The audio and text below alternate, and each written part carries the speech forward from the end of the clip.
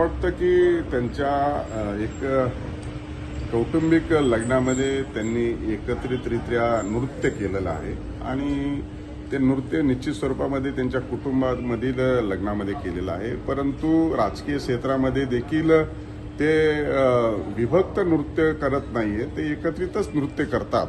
हे अनेक वेळा सिद्ध झालेलं आहे. त्याच्यामुळं लग्नामध्ये एकत्रित नृत्य केलं ही काही मोठी गोष्ट नाही. त्यामुळे ते एकत्रितच राजकीय देखील नृत्य म्हणजे परफॉर्म करतात आणि आता मला वाटतं लग्नामध्ये देखील एकत्रित परफॉर्म. पण साहेब, हा तुम्हाला धोका नाहीये का? ज्या पद्धतीने तुम्ही निवडणूक प्रामाणिकपणे लढवली भाजपकडनं, तरी भाजप महायुतीचे महत्वाचे नेते तुमच्या पाठीशी धर्मपाल त्याचा मी 2024ला शिकार झालेलो आहे. आता त्या प्राप्त परिस्थितीवर मार्ग कसा काढायचा याच्या प्रयत्नात आहे.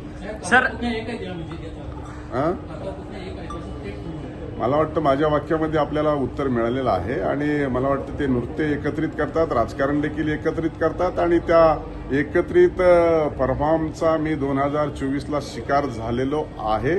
अनेक वेळा त्यांनीच या संदर्भामध्ये स्पष्टोक्ती दिलेली आहे. मी याच्यातून या एकत्रित नृत्याला भविष्य काळामध्ये शिकार होणार नाही याची मी आता काळजी घेतो आहे. बघूया पुढे.